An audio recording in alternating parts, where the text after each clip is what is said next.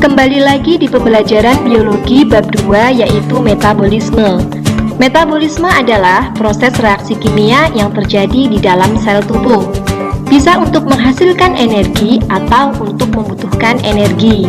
Metabolisme dibagi dua. Yang pertama adalah katabolisme. Katabolisme sendiri artinya pengubahan senyawa kompleks menjadi senyawa sederhana. Contohnya respirasi yang ada di dalam sel mitokondria. Yang kedua adalah anabolisme. Anabolisme sendiri artinya pengubahan senyawa sederhana menjadi senyawa kompleks, yaitu berarti kebalikan dari katabolisme. Contohnya peristiwa fotosintesis yang ada di dalam sel plastida. Hal-hal yang akan dipelajari dalam bab ini adalah yang pertama kita akan pelajari enzim, kemudian respirasi aerob dan aerob, kemudian yang ketiga fotosintesis. Kompetensi dasar dari pembelajaran metabolisme adalah yang pertama, mampu menjelaskan proses metabolisme sebagai reaksi enzimatis dalam makhluk hidup. Kemudian yang kedua, mampu menyusun laporan hasil dari percobaan tentang mekanisme kerja enzim, fotosintesis, dan respirasi anaerob. Hanya untuk pertemuan kali ini lebih ditekankan pada respirasi anaerobnya saja. Adapun indikator dari pembelajaran kali ini yang pertama adalah mampu menjelaskan struktur, sifat, dan cara kerja enzim. Kemudian mampu menguji faktor yang memengaruhi kerja enzim. Kemudian mampu menjelaskan reaksi-reaksi yang terjadi pada proses respirasi aerob seperti glikolisis, dekarboksilasi oksidatif, siklus Krebs, dan transport elektron. Yang keempat, mampu menjelaskan reaksi-reaksi yang terjadi pada respirasi anaerob seperti fermentasi alkohol dan fermentasi asam laktat. Yang kelima, mampu menjelaskan proses fotosintesis, reaksi terang dan reaksi gelap atau siklus Kelvin, serta mampu membuat laporan hasil percobaan tentang respirasi anaerob.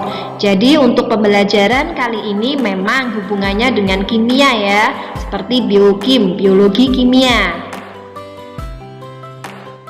Sebelum memasuki proses katabolisme dan anabolisme, hal yang akan pertama dibahas adalah enzim. Karena apa? Enzim adalah senyawa yang sangat penting. Enzim sendiri adalah senyawa makromolekul biokatalisator yang fungsinya untuk mempercepat reaksi tanpa ikut bereaksi. Jadi tanpa enzim maka reaksinya akan berjalan sangat lambat. Bisa juga dilihat dari video berikut. Misalkan kita melarutkan gula pasir atau sukrosa ke dalam air, maka larutan tersebut akan sangat lama untuk bisa berubah menjadi glukosa dan fruktosa. Meskipun dibiarkan selama bertahun-tahun, larutan tersebut tidak akan menunjukkan gejala tanda-tanda hidrolisis yang jelas. Akan tetapi, jika kita menambahkan sedikit enzim sukrase ke dalam larutan tersebut, maka semua sukrosa dapat terhidrolisis menjadi glukosa dan fruktosa dalam hitungan detik. Luar biasa bukan? Ini adalah salah satu fasilitas yang Allah berikan untuk hidup kita.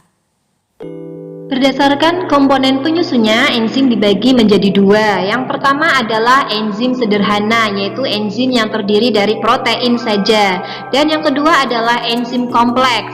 Maksudnya apa? Enzim kompleks adalah enzim yang terdiri dari protein dan senyawa non-protein. Contohnya senyawa non-protein adalah senyawa kofaktor dan koenzim. Seperti yang sudah kalian ketahui, untuk struktur enzim dibagi menjadi dua ya. Yang pertama ada struktur protein atau nama lainnya apoenzim dan struktur non-protein. Untuk struktur non-protein dibagi menjadi dua. Ada yang namanya gugus kofaktor dan gugus koenzim. Gugus kofaktor sifatnya non-organik. Contohnya adalah ion logam, magnesium, besi. Sedangkan gugus koenzim contohnya adalah vitamin. Meskipun kadang istilah kofaktor tidak hanya komponen anorganik tapi juga mencakup komponen organik, maka definisi kofaktor ini sudah cukup longgar sehingga tidak jadi masalah. Nah, untuk koenzim dan kofaktor yang umumnya terikat secara longgar dengan enzim disebut sebagai kosubstrat. Sedangkan koenzim dan kofaktor yang terikat kuat dengan enzim disebut sebagai gugus prostetik.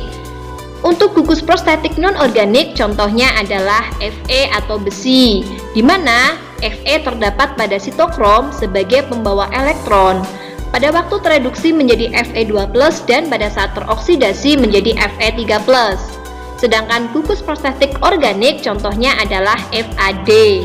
Sifat-sifat enzim yang pertama adalah biokatalisator, artinya enzim berfungsi untuk mempercepat reaksi kimia namun tidak ikut bereaksi. Kemudian yang kedua adalah enzim bersifat spesifik, yaitu enzim hanya berperan membantu satu macam substrat saja, tidak dapat bekerja untuk bermacam-macam substrat. Hal ini yang dikenal dengan istilah satu enzim, satu substrat. Kemudian enzim bersifat bolak-balik atau reversibel, artinya enzim tidak menentukan arah reaksi, namun hanya mempercepat, dalam artian enzim dapat berfungsi sebagai reaksi penyusunan zat ataupun penguraian zat.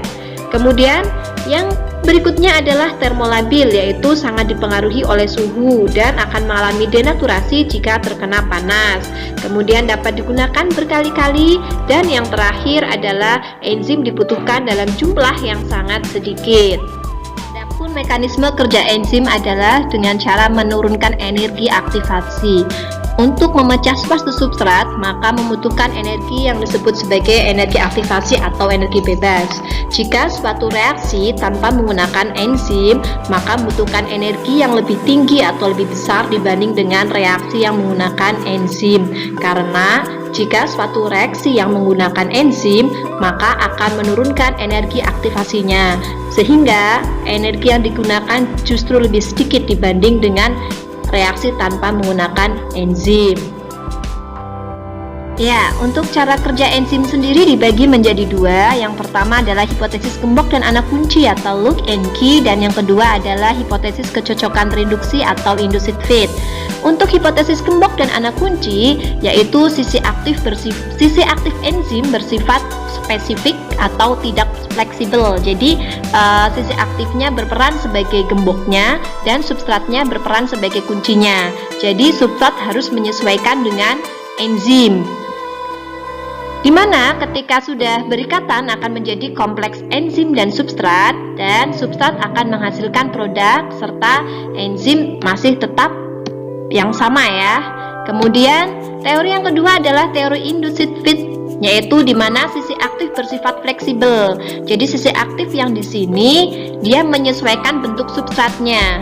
Awalnya sisi aktifnya tidak sesuai dengan bentuk substrat, namun akhirnya sisi aktif berubah, fleksibel, disesuaikan dengan substratnya. Jadi perbedaannya, kalau yang kecocokan reduksi atau induced fit, di mana enzim menyesuaikan bentuk substrat, namun di teori yang gembok, anak, dan kunci, substrat menyesuaikan bentuk enzimnya. Nantikan video berikutnya cara kerja enzim dan faktor-faktor yang mempengaruhinya.